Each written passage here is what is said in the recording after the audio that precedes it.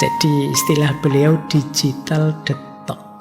Kita sudah terlanjur terkontaminasi, kita sudah terlanjur kecanduan. Berarti kita harus melakukan detox, pembersihan. Ini yang beliau maksud Seti Digital Declutter, 30 hari penertiban digital.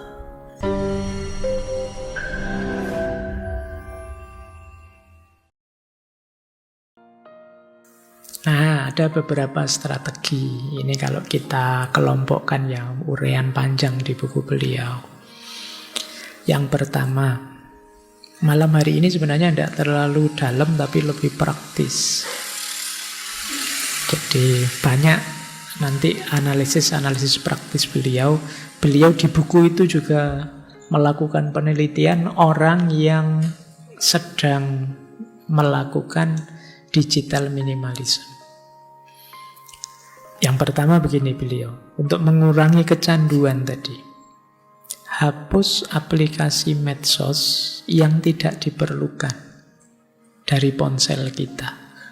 Jadi setelah ini teman-teman kalau nanti pulang, cek ya di aplikasi apa saja yang dipakai atau yang tidak dipakai.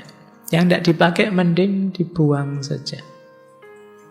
Pak, kalau besok ternyata perlu, Pak, ya kalau perlu dimasukkan lagi.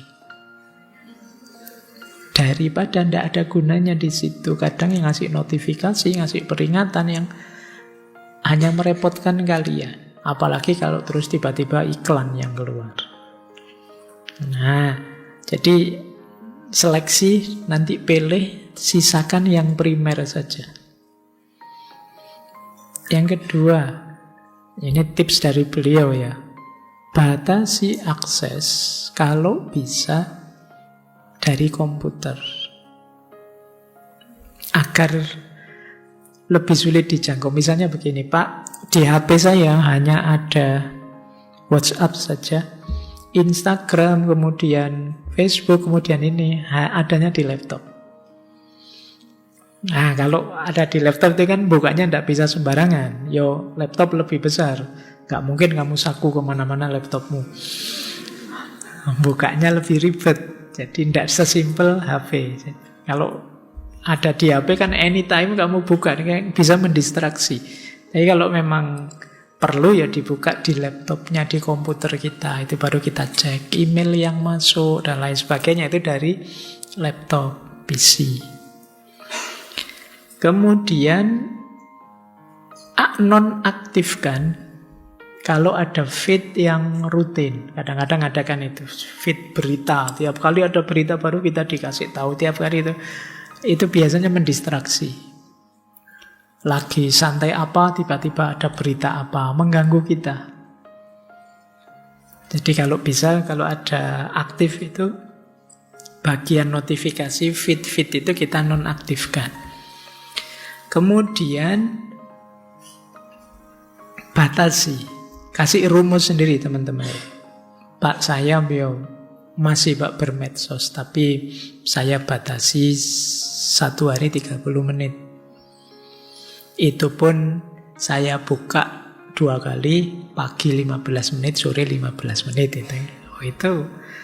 Dan beritahu teman-temanmu semua bahwa saya begitu cara main medsosnya. Jadi mohon maaf, kalau ada yang urgent mendadak boleh phone. Tapi kalau yang biasa-biasa ya boleh sih chat. Tapi nanti saya bukanya sore sama pagi. Nah ini mulai latihan. Biar tidak ketergantungan. Kemudian kalau HP-HP yang baru biasanya ada itu peringatan penggunaan yang terlalu lama. Kamu sudah menggunakan lebih lama 2 jam di minggu ini, kan ada HP yang peringatan begitu. HP-HP baru biasanya, yang lama mungkin masih tidak ada. Ini jangan jadi alasan beli lagi loh ya. Kalau ada gini terus kamu beli biasanya. Enggak, ya, kelihatannya ya asal nggak terlalu jadul biasanya ada itu. Peringatan limitnya. Kamu sudah menghabiskan sekian giga, kamu sudah sekian jam itu. Aktifkan itu terus atur secara lebih ketat.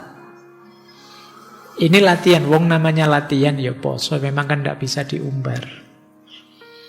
Jadi dikurangi, tidak harus ditinggalkan sama sekali. Ya kita tahulah hari ini sulit kita meninggalkan medsos sama sekali.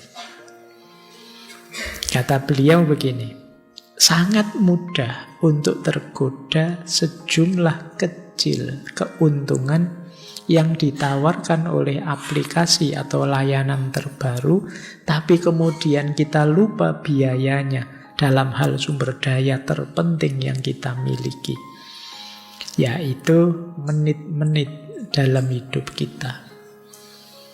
Kita tidak merasa rugi ternyata, kehilangan sumber daya yang paling berharga. Kalian boleh tanya dirimu sendiri ya, sampai usia hari ini kamu punya pengalaman lapangan apa saja? Coba ngobrol sama orang tuamu, mereka punya pengalaman lapangan apa saja saat mereka muda, bandingkan dengan dirimu. Semoga tidak selisih banyak, semoga ya. Karena kalian hari ini lebih banyak sibuk di gadget. Ada enggak teman-teman di sini yang enggak pernah ke sawah? Kalau ke sawah pas rekreasi, outbound sama gurunya. Atau pas jalan-jalan. Ya paling tidak kamu harus punya pengalaman itu.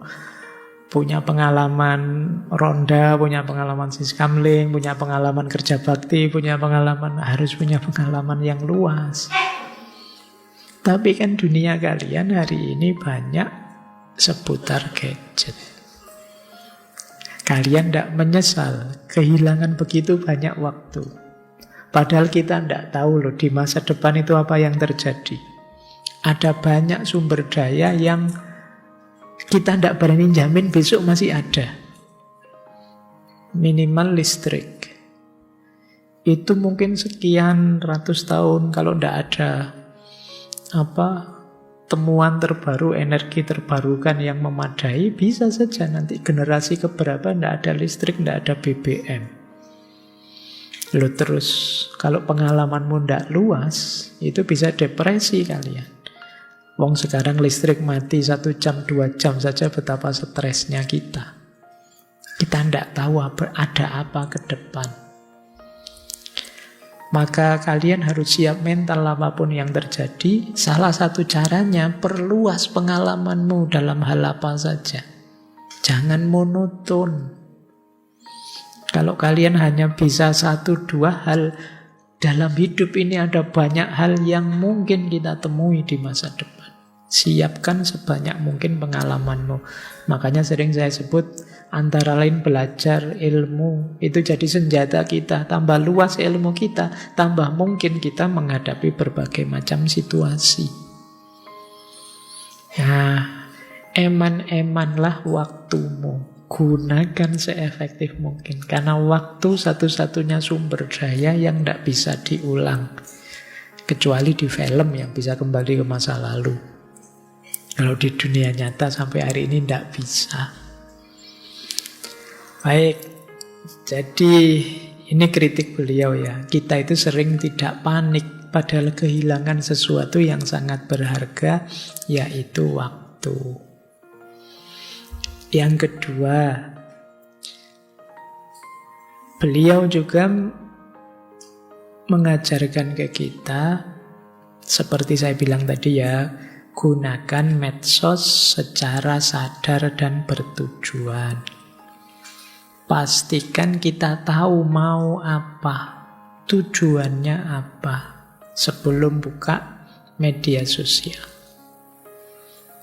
Kemudian hindari, unfollow kalau ada akun yang tidak relevan. Sering mendistraksi. Wah, akun ini Pak, kalau ngomong ngaco terus, tiap kali saya baca pening. Loh wong, yo kamu bisa menyingkirkan dia dari temanmu, dari tampil di layarmu. Kenapa tidak kamu unfollow? Kan kita sering kalau di medsos itu kan, jangan komen yang gitu dong. Lu kan hak saya komen. Kan sering gegeran gitu. Ya komen tapi kan harus beradab. Suka-suka saya dong. Gitu kan banyak model pengayelan kayak gitu di medsos. Ya sudah, kalau kamu capek, lelah, ndak ngatasi, ya sudah, singkirkan saja dari layarmu kan bisa. Kalau kamu terdistraksi dengan itu. Jadi pastikan ada manfaatnya, pastikan relevan. Kalau hanya bikin masalah, buat stres saja, minggirlah. Kemudian berwaktu, jangan setiap waktu. Jadwalkan saja, biar lebih gampang. Oke ya. Baik, semoga tidak ada yang tanya ke saya, Pak Faiz apa sudah begitu? Yang jelas saya tidak main medsos kecuali WA. Nah, WhatsApp itu ya juga kadang mendistraksi, lagi sibuk-sibuknya apa, ya ding ding ding masuk semua. Yang sering masalah di saya itu sudah saya baca belum tak balas. Karena nanti sajalah itu kan terus. Ya teman-teman yang mungkin WA saya tidak kebales lama, boleh diulang ya, karena itu mesti ketumpuk banyak. Dan saya tidak anytime standby di depan gadget. Kadang-kadang ya lupa. Kayak gini tiba-tiba dibuka, oh ada WA masuk, isinya apa? Nanti saja, terus lupa. Itu jadi kebiasaan. Tapi yang jelas, semoga kalian tidak kecanduan, tidak ketergantungan. Ya paling enak ketemu langsung sudah, kalau ada perlu itu ya langsung kita bisa ditanggapi, bisa tahu wajahnya ini kelihatan berkenan apa enggak. Kalau di WA, kalau di itu kan kamu merasa enggak berkenan, kamu merasa marah, merasa itu kan, tapi masih tetap bisa kirim emoji senyum, bisa kirim, padahal kamu jengkelnya luar biasa. Tidak apa-apa ya, oke ya, kamu ngirim jempol itu padahal kamu jengkelnya luar biasa. Yang bisa begitu. Tapi kalau face to face tidak bisa kamu bohong. Dari wajahmu saja kelihatan kamu tidak terlalu suka, kamu tidak nyaman, itu kelihatan. Tapi kalau di medsos tidak bisa. Itu memang tempatnya pencitraan-pencitraan. Itu kadang-kadang ingin mencitrakan dirimu bagaimana itu kelihatan. Baik, jadi cara kedua, gunakan secara bertujuan dan sadar. Jangan diperbanyak isengnya, eman-eman waktumu. Lanjut. Ini juga nasihat dari beliau ya. Coba perbanyak aktivitas penyeimbang. Dunia kita porsinya sudah agak terlalu banyak digitalnya. Yuk, kita seimbangkan dengan aktivitas-aktivitas yang lebih, apa lawannya digital itu? Analog ya, kayak TV itu. Ada analog, ada digital. Ya aktivitas konkret, nyata di luar dunia digital. Jadi hobimu apa? Coba dikembangkan. Pak, hobi saya ada di gadget semua. Ya nambahlah hobi apa gitu. Hobinya game, hobimu coba ditambah. Musik kah? Loh, saya main musik juga pakai HP, Pak. Nulis cerita kayak gambar kah? Gambar juga sekarang pakai tablet saya, Pak. Cobalah, terserahlah monggo, tapi kembangkan hobi yang lebih kreatif, jangan monoton itu saja. Beliau juga menyarankan gini, coba baca buku fisik. Membaca buku fisik itu lebih kalau bagi saya lebih estetik, lebih indah, lebih nyaman menurut saya dibandingkan buku digital. Mungkin ini selera ya, tapi tidak tahu, saya tetap lebih nyaman baca buku fisik. Saya kalau baca buku digital tidak tahan lama, mungkin karena terangnya atau apanya, tapi tetap tidak tahan lama. Tapi kalau baca buku fisik, apalagi bukunya asik, itu bisa 1 hari 1 buku. Ya kalau bukunya asik ya, kalau bukunya bulet ya. Oke ya, itu ada masa saya menamatkan berjilid-jilid buku, tidak ada seminggu itu Kopingho. Itu kalau sudah asik baca itu tidak bisa berhenti itu. Saya membayangkan, bisa ndak ya kalian nulis buku filsafat seperti Kopingho itu, yang orang tak bisa berhenti kalau sudah baca. Oh, itu luar biasa sudah. Baik, ini salah satu cara sih. Jadi kata beliau, coba bikin target baca ya, 1 buku 1 bulan. Cuma kalau pas baca jangan jejer HP. Biasanya kalah bukunya. Apalagi buku filsafat, apalagi ruwet, wah sudah tetap kalah sudah. Nyari momen yang nyaman di luar rumah apa di mana sambil pegang buku. HP-nya taruh di mana lah gitu. Kalau dibawa terus biasanya tetap kalah. Dibaca. Jadi menghabiskan waktu di alam, jalan-jalan, bersepeda, berkemah, bikin keterampilan, berkebun, memasak itu. Oh, nanti yang putri-putri Pak saya masak juga rujukannya YouTube Pak. Kalau tidak ada YouTube tidak bisa masak saja. Ya wis monggo lah. Yang penting masaknya kan konkret, tidak hanya bikin video masak, tapi masak beneran. Coba latihan, pokoknya diperbanyak aktivitas konkret. Termasuk hubungan sosial yang lebih dalam. Ayo kita bangun. Lebih banyak bergaul dengan teman. Coba deh sekali-sekali nulis surat untuk orang yang kita sayangi. Kalian yang sedang di kos-kosan, sekali-sekali kayak orang zaman dulu nulis surat untuk orang tuamu gitu. Biar orang tuamu kaget.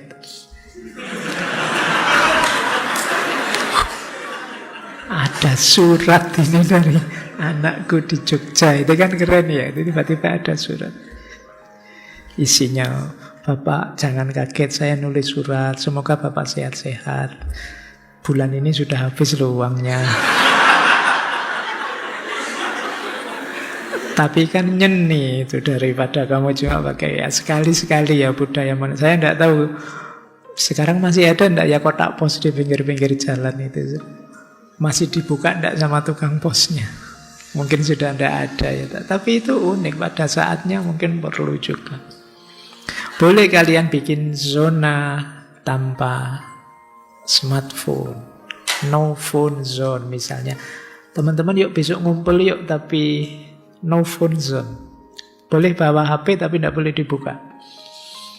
Kecuali darurat, telepon yang penting. Tapi kalau sekedar ini ya, malam ini ya, itu tidak apa-apa. Sekali-sekali latihan begitu. Untuk melatih biar kita tidak ketergantungan.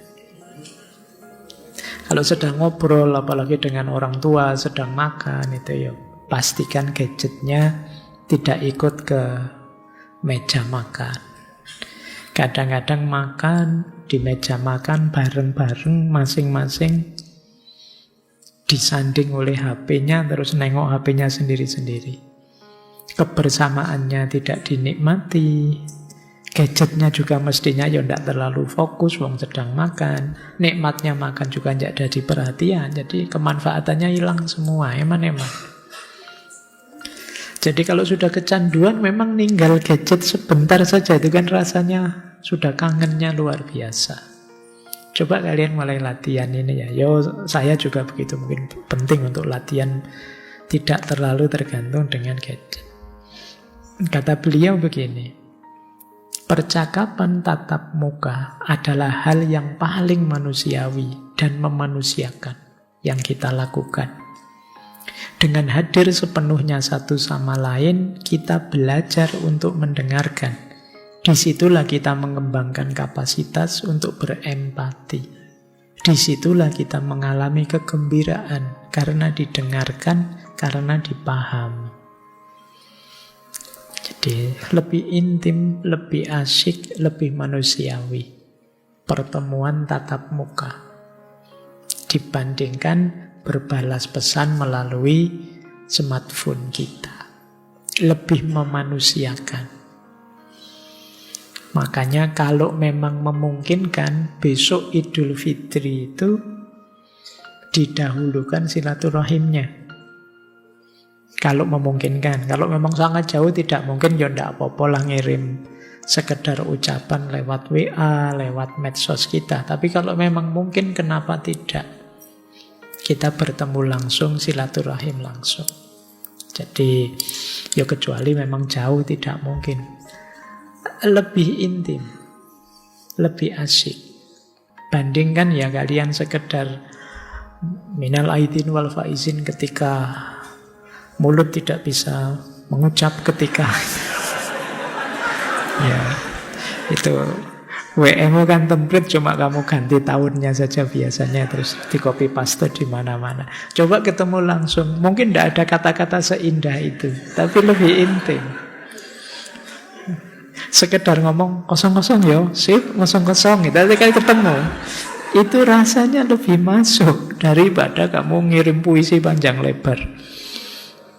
Bikin foto lah, dimodif yang kayak apalah, itu lebih intim kalau kita ketemu langsung. Lebih memanusiakan manusia. Baik, ya mungkin kalau tidak sempat dari rumah ke rumah, ya bikin momen kebersamaan yang kita bisa ketemu bareng-bareng itu minimal lah ya. Ya kalau memang sangat terpaksa bagaimana lagi daripada tidak, baru lewat medsos. Jadi saran beliau memang diperbanyak komitmen kebersamaan sosial. Hari ini kita sering salah paham, hari ini kita banyak terpecah-pecah, mungkin karena tidak pernah ketemu. Komunikasinya jarak jauh terus. Kita membaca orang, memahami orang sesuai suasana hati kita, karena kita tidak tahu kondisi sebenarnya yang dia alami. Kalau kita pas jengkel, ya meskipun kiriman WA dari dia itu indah, kalau hati kita jengkel, ya kita membunyikannya kan jengkel juga. Jadi misalnya temanmu bilang, gimana hari ini, sukseskah? Itu kalau kita jengkel, temanmu tanya sukses itu rasanya nyindir. Mentang-mentang saya tidak sukses, bolak-balik tanya. Nah gitu kita rasanya nyindir. Suasana hati kita, karena kita tidak tahu situasi dia yang sebenarnya. Beda kalau ketemu langsung. Baik, itu yang ketiga. Terus beliau menyarankan lagi, ini menarik kata beliau. Kita sering lupa ini sekarang. Kalau tadi kan sosial, kita sering sekarang tidak betah sendirian. Kita kehilangan momen sendiri. Kenapa? Karena ada gadget. Begitu kita sendiri, kita cepat-cepat nyari gadget kita. Beliau punya istilah solitude deprivation. Jadi satu kondisi yang sekarang hilang, yaitu kesendirian, lenyapnya kesendirian. Karena kita sekarang sebenarnya mungkin kita di kamar sendiri, tapi hakikatnya kita tidak sendiri. Kita ramenya luar biasa di dunia digital. Kita kehilangan momen high quality solitude. Kesendirian yang berkualitas tinggi, yaitu kesendirian untuk berefleksi, kesendirian untuk merenung, kesendirian untuk tafakur. Tanpa gangguan dari luar. Sekarang kita selalu mendapat gangguan dari luar. Dari mana? Dari gadget kita. Kalau dulu orang membayangkan gangguan dari luar itu ya tetangga lah, ya teman-teman lah. Padahal gangguan itu sekarang ya terkumpul semua di medsos kita, di gadget kita. Kita tidak pernah benar-benar sendiri sekarang.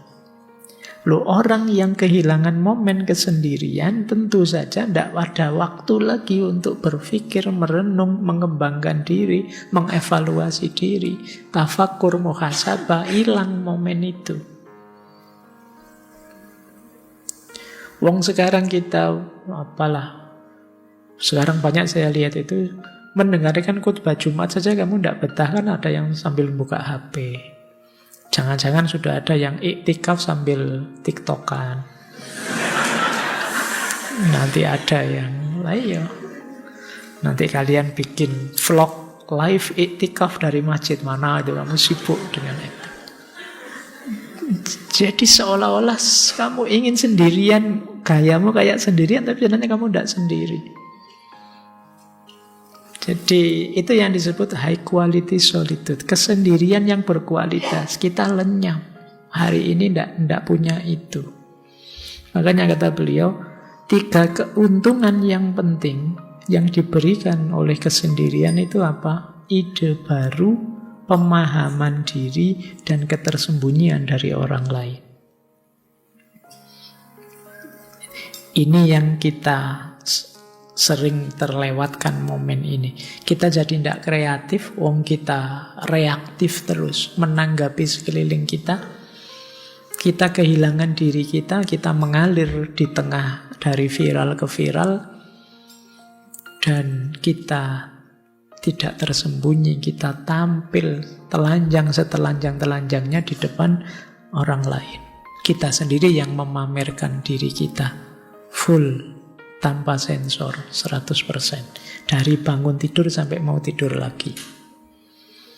Wong kamu bangun tidur juga selfie cekreng, mungkin moto sandalmu, moto jendela, moto apa. Pagi yang indah, gitu kan, terus mandi, terus sampai mau tidur lagi kamu masih. Jadi kamu sendiri yang mengekspos dirimu sangat terbuka. Jadi orang itu tahu detail hari ini kamu ada di kos-kosan apa tidak. Kamu makan di warung yang mana. Kamu nongkrong sama siapa. Kamu itu orang tahu betul. Dari siapa? Dari kamu sendiri, wong kalian yang mengekspos dirimu sendiri. Nah, penting ya teman-teman, ambil high quality solitude untuk dirimu sendiri tanpa terdistraksi oleh gadgetmu. Kata beliau, kesendirian mengharuskanmu untuk tidak lagi bereaksi terhadap informasi yang dibuat orang lain.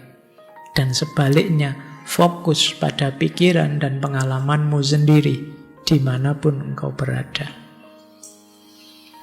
Tentu saja kalau ada orang lain, kita harus menyesuaikan dengan orang lain. Kita harus merespon, bereaksi pada orang lain. Tapi kalau kita sendirian, kita bebas. Jadi diri kita sendiri. Ambil momen itu, jadilah dirimu yang sejati dengan cara tadi, high quality solitude. Nah, nanti, tapi jangan, wah ini saya sedang sendirian ini, high quality, saya sedang tafakur, terus kamu selfie, nih sedang high quality solitude. Ayo foto wae kalau gitu ya. Maksudnya biar tidak terdistraksi oleh gadgetmu. Baik, kita lanjutkan. Ini masih agak panjang. Ini praktis. Ini tiap poin itu kalau di buku itu satu subbab ya. Apa sih yang harus dilakukan? Ini menarik kata tips beliau. Saya tidak yakin kalian bisa melakukan semuanya, tapi kalau bisa hebat. Yang pertama, tips dari beliau ya, ini prakteknya. Tinggalkan ponsel di rumah. Oh, ini sudah berat ya. Yang pertama sudah angkat tangan sudah. Jadi ya kayak tadi lah, kamu merasa, Pak ini kan penting Pak, nanti kalau ada yang nelpon saya, kalau ada yang kamu merasa kayak orang sangat penting. Tinggalkan ponsel di rumah itu bukan berarti terus tidak pakai ponsel kan. Ya nanti kalau pas di rumah dibuka, kalau ada apa dibuka. Itu gunanya tinggalkan ponsel di rumah. Ini dalam konteks latihan ya, dalam konteks biar kita tidak kecanduan. Padahal hari ini kalau kita HP ketinggalan kan rasanya kayak tidak nyaman di mana saja, pingin segera pulang lihat HP. Apalagi kalau di rumah ada orang lain, ada orang tua, ada adik, itu nanti jangan-jangan HP saya dibuka-buka. Wah bahaya itu. Kamu khawatir mesti. Kalau berani tinggalkan ponsel di rumah. Yang kedua, perbanyak jalan-jalan di lapangan maksudnya. Jadi jangan di kamar saja deh, coba ke lapangan. Paling tidak kalau kalian di luar rumah itu buka HP-nya kan tidak sebanyak kalau pas di rumah. Perbanyak aktivitas di luar. Jadi jalan-jalan yang agak jauh lah ya. Mungkin sekali-sekali nengok HP, tapi kan lebih banyak memperhatikan sekitar. Beda kalau dengan di rumah. Kamu di rumah rebahan terus tidak lepas dari layar. Yang ketiga, tips dari beliau, tulis surat untuk dirimu sendiri. Ini lebih unik lagi. Bikin semacam jurnal, ceritakan apa saja pengalamanmu sehari-hari. Dalam rangka evaluasi diri, dalam rangka memahami diri, juga menyibukkan diri dari hal-hal yang tidak penting. Hari ini saya mengalami ini. Ngaji tadi malam isinya ini, saya dapat pelajaran ini, tapi saya masih belum mampu melakukan ini. Tidak apa-apa, kamu tulis. Akan banyak keuntungannya. Untuk bahan evaluasi juga mengenali dirimu, siapa tahu juga penting. Yang selanjutnya beliau punya tips, jangan mengklik like. Ini menarik ya. Kenapa sih tidak boleh mengklik like? Ini sebenarnya maksudnya beliau, orang ngeklik like, ngeklik jempol dan lain sebagainya, itu biasanya orang ingin berpartisipasi tapi pasif. Kalau memang ingin komen panjang lebar yang rasional, masuk akal, komen saja. Jangan sekedar like. Like itu kadang-kadang kita hanya basa-basi saja, mendistraksi orang lain, menipu orang lain. Tidak bagus karena teman kita jempoli, terus dia merasa hebat, padahal tidak hebat-hebat amat. Nah, kalau memang perlu dipuji, tunjukkan dengan kata-kata yang lebih panjang. Kamu bagus sekali bikin kalimatnya, kapan-kapan belajar ya. Itu mungkin lebih aktif. Tidak sekedar terlibat tapi pasif, kata beliau. Ini dalam rangka tadi loh, kita melakukan apa saja harus ada tujuannya. Kadang-kadang orang nge-like itu tidak ada tujuannya. Iseng saja, jempol atas atau jempol bawah itu banyak di antara kita yang iseng saja. Kita tidak pernah tanya, gunanya apa sih saya jempoli dia? Jangan-jangan dia malah lupa diri. Tak kasih jempol bawah itu ada efeknya enggak sih? Makanya beliau menyarankan kalau bisa jangan klik like. Konsolidasikan pesan teks. Mau nulis apa saja, mau komen apa saja, pastikan ada gunanya dan bagus. Jangan asal. Kadang kita nulis pating peletot, isinya tidak jelas, orang bingung, kamu ki nulis opo panjang-panjang. Itu juga eman-eman. Pastikan setiap yang keluar dari jemari kita sesuatu yang memang berguna dan penting. Kalau bisa, tetapkan kayak dokter praktek itu. Jam sekian sampai jam sekian. Teman-teman yang ingin hubungi saya, nelpon saya jam sekian sampai jam sekian. Di luar itu, mohon maaf kalau pas nelpon saya tidak diangkat. Ini namanya kita punya jam resmi. Itu lebih mudah untuk kita ngatur, tidak terlena. Kemudian perbaiki atau buat sesuatu setiap minggunya. Ini maksudnya beliau, lakukan banyak hal selain megang gadget. Bikin ini, bikin itu. Minggu ini saya ingin bikin tulisan tentang ini. Minggu ini saya ingin memperbaiki laptop saya. Minggu ini saya ingin modif motor saya. Minggu ini boleh. Lakukan sebanyak mungkin hal di luar kesibukanmu main gadget. Sebanyak mungkin. Saya ingin latihan bisa nyukur, Pak. Saya ingin latihan bisa nambal celana, Pak. Saya ingin lakukan itu. Biar kalian lebih meningkat terus. Skill, kemampuanmu, juga kualitas dirimu. Jadwalkan untuk waktu luang yang berkualitas rendah. Maksudnya gini, rebahan yang hanya nyekrol saja. Boleh setiap minggu, hari ini dan ini saja, itu pun setengah jam misalnya. Dijadwalkan. Jadi yang iseng, yang tidak ada gunanya boleh lah, wong kita manusia kadang mungkin pingin yang santai-santai, jadwalkan saja itu. Yang nengok ke sana kemari yang tidak jelas tujuannya, misalnya 1 minggu saya batasi 1 jam. Cari circle yang sesuai. Kemudian komitmen dengan rencana yang sudah ditetapkan. Hapus media sosial yang tidak kita gunakan. Apalah itu. Pak, saya biasanya pakai WA, Pak. Tidak pernah pakai micet, Pak, misalnya. Ya buangin micetmu, tidak usah dipakai, sudah. Eman-eman kontaknya, Pak. Ya dihapus semua, wong ya, wong kamu tidak pernah pakai kok. Oke ya, terus kayak tadi, kalau memungkinkan kamu di komputer, tidak di gadget. Yang di gadget yang memang urgent saja, yang semua orang ngerti kamu selalu on di situ. Tapi yang kamu tidak pernah on atau onnya jarang-jarang, taruh di komputer saja.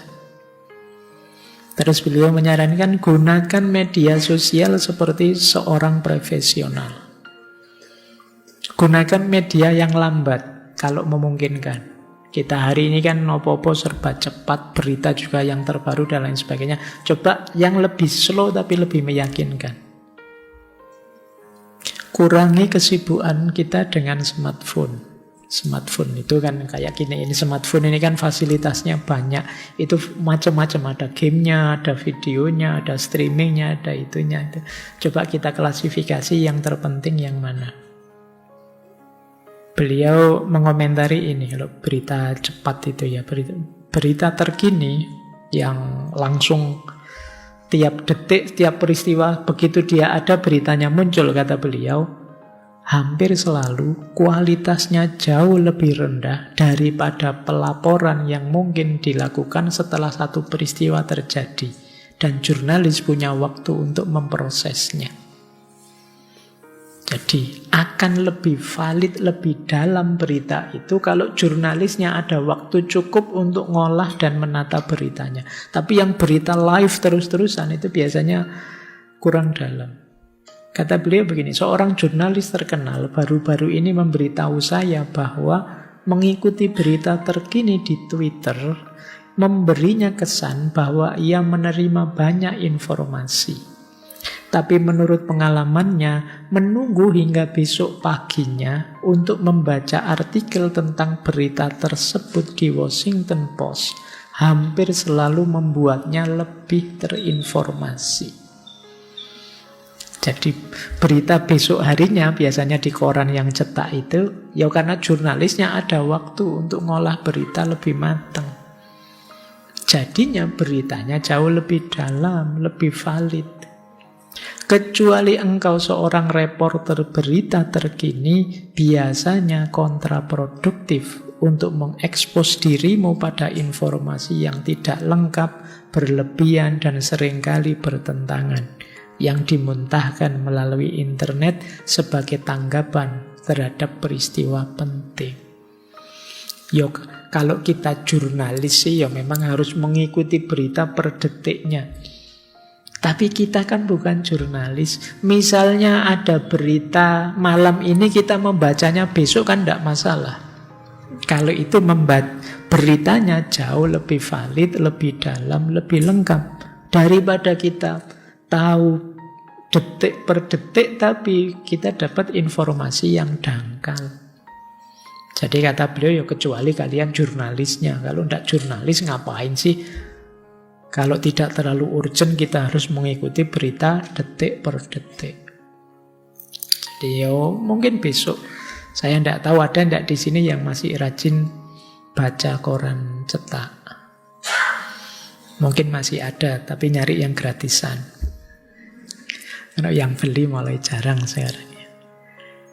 Ini saya tidak tahu, mungkin tidak harus yang cetak, tapi berita yang sudah matang, yang sudah diolah dulu. Bukan, mungkin kan sekarang banyak kanal-kanal berita yang tiap detik, tiap ada berita baru. Ini menurut beliau ya, jauh lebih terinformasi dibandingkan informasi-informasi sesaat dari berita terkini. Baik, terakhir. Nah, materi kita puasa medsos itu materi terakhir ini sebenarnya ya. Jadi istilah beliau digital detox.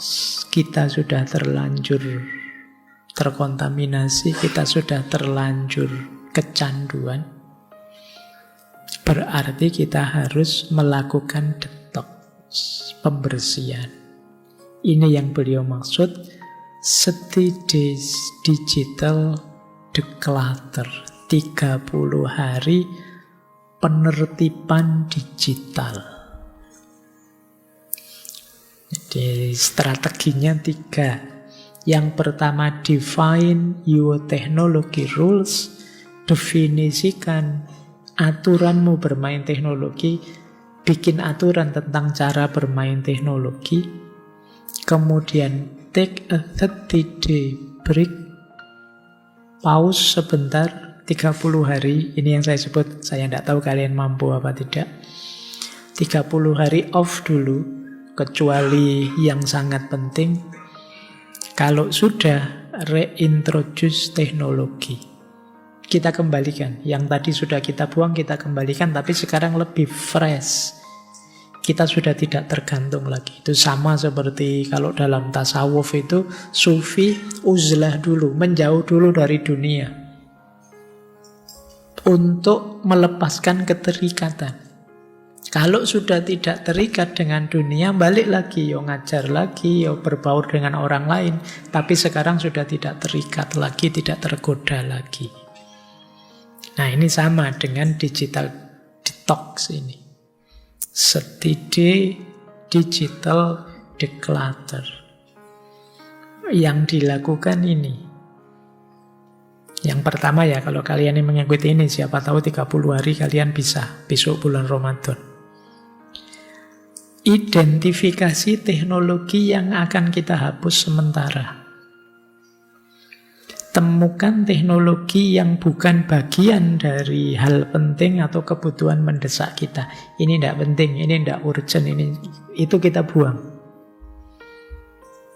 Apalagi yang sering menghabiskan waktu, media sosial, game, aplikasi hiburan, dan lain sebagainya. Kemudian, untuk yang tidak kita buang, tetapkan batasan.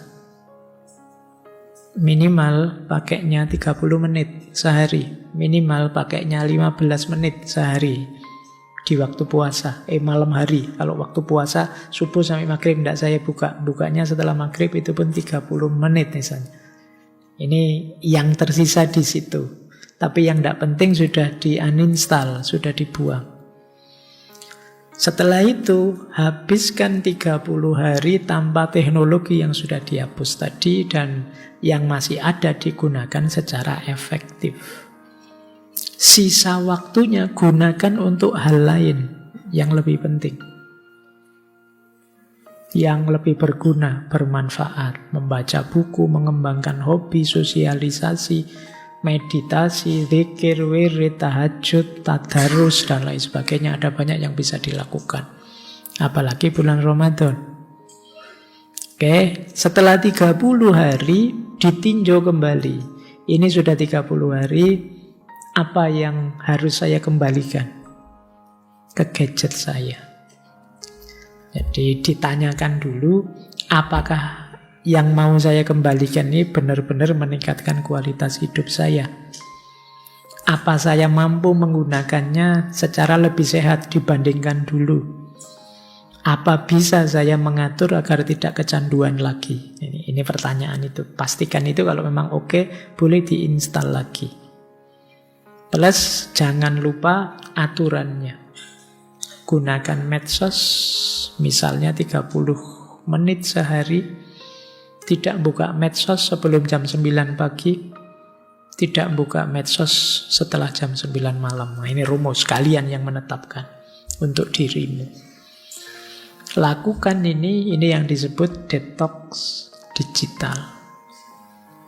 Biar kita lepas dari kecanduan, ketergantungan teknologi digital. Tetap pakai pada akhirnya, tapi sekarang tidak terikat lagi. Tidak ada itu pun masih bisa bahagia, masih bisa senang. Ada banyak aktivitas yang bisa kita lakukan. Nah, ini mungkin Ramadan besok ya bisa dipakai untuk strategi latihan detox digital ini. Mulai nanti tarawih hari pertama sambil menghapus, uninstall yang tidak penting kayak micet dan lain-lain tadi lo buangan dulu. 30 hari dengan aplikasi minimal di gadgetmu, itu pun dibatasi pemakaiannya, diperbanyak ngajinya, diperbanyak tajarusnya, ikut kajiannya. Ada banyak yang penting bisa kalian lakukan. Hafalannya dikembalikan lagi. Dulu kalian hafal banyak, sekarang banyak lupanya. Kembalikan lagi bulan Ramadan besok. Idul Fitri boleh mempertimbangkan lagi. Kelihatannya saya bisa sudah 1 bulan tanpa itu. Perlu tidak saya kembalikan? Kalau perlu, Mampu tidak saya mengendalikan diri tidak seperti dulu yang kecanduan. Kalau bisa masuk. Kalau masih belum, boleh dipending latihan lagi. Ini yang disebut steady digital declutter. Nah, ini syaratnya. Aplikasi yang akan kalian kembalikan, pastikan berkarakter 3 itu. Berhubungan dengan hal yang sangat bernilai untuk hidup kita, tidak sekedar menyenangkan, tidak sekedar menguntungkan, tapi bernilai tinggi, mungkin berhubungan dengan prinsip hidup, nilai hidup. Yang kedua, dia adalah cara terbaik. Kalau masih bisa diganti cara yang lain, ganti saja dengan cara yang lain, biar kita tidak tergantung. Dan yang ketiga, pastikan punya SOP, standar operasional prosedur. Rumus tadi loh, standar pemakaian. Kalau sudah punya ini, kembalikan yang tadi di uninstall, dikembalikan lagi. Untuk menghilangkan kecanduan kita. Baik, itu ya. Semoga teman-teman bisa mulai mempraktekkan ini besok. Makanya saya taruh akhir ini biar ingat nanti Ramadan kita latihan lah. Masuk kita kalah terus. Sekali-sekali kita yang mengendalikan, bukan kita yang dikendalikan. Bukan berarti tidak penting-penting, tapi kitalah yang harus jadi penanggung jawabnya. Kita pengemudinya, bukan kita yang dikemudikan. Ada beberapa pengalaman yang tadi saya sebut ya, Cal Newport ini melakukan penelitian orang-orang yang melakukan ini. Ini beberapa komentar dari orang-orang tadi. Ada yang komentar begini. Beberapa hari pertama ternyata sulit. Kebiasaan adiktif saya terungkap dengan sangat jelas. Ternyata saya memang kecanduan, tidak bawa HP. Itu hari-hari pertama.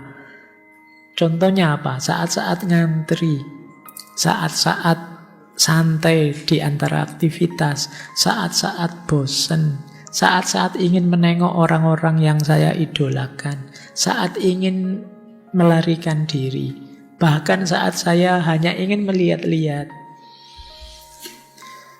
dan juga saat saya membutuhkan pengalihan. Setelah itu saya meraih ponsel saya. Kemudian saya ingat ternyata semuanya sudah tak hapus. Jadi sudah gatel tangannya ingin buka. Wah ini penting. Begitu dibuka, oh iya ya sudah tak uninstall tadi. Nah, ini memang fase-fase awal ini perjuangan sudah. Kalian harus kuat di fase-fase awal. Terus ketika saya pertama kali mengumumkan fakta bahwa saya tidak lagi menggunakan Facebook, orang di lingkungan profesional saya merasa heran. Ini orang lain yang diwawancara. Kok bisa ndak Facebookan lagi? Lalu saya tanya pada mereka, loh memang kenapa saya harus menggunakan Facebook? Tanya saya pada mereka. Mereka menjawab, ya saya tidak bisa memberitahumu secara pasti, tapi bagaimana jika ada sesuatu yang berguna di sana yang kamu lewatkan? Ini jawabannya seperti tadi kan, sering kita itu, nanti kalau ada yang penting gimana? Nanti kalau ada yang terlewat gimana? Padahal yo kenyataannya tidak ada sama sekali yang penting sudah lama, yo gitu-gitu saja. Tidak pakai juga tidak apa-apa. Nah cuma kita dikhawatirkan itu. Oh nanti kalau ada update terbaru, kalau ada nanti kita kudet dong, kita ketinggalan zaman dong, kita selalu ditakut-takuti begitu. Nah ini pengalaman orang kedua. Pengalaman orang ketiga, ini setelah selesai.